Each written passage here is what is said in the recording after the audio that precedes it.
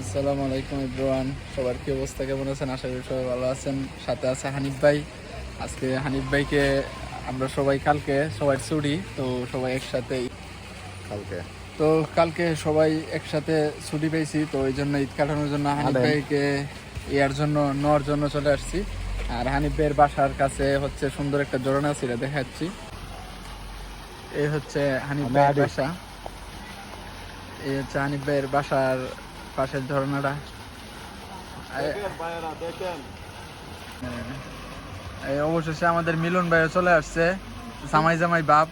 মিলন ভাইরে দেখলে বোঝা যায় একটা ঈদ ঈদ বাপ। এই কালকে যে ঈদ, পুরো এই পাঙ্কা। তো আজকে আমরা সবাই, এই দাদু আছে এখানে, হানিফ ভাই আছে এখানে, এই আমি, আরো অনেকেই আছে। কালকে আমরা সবাই একসাথে ঈদ উদযাপন করব, তাই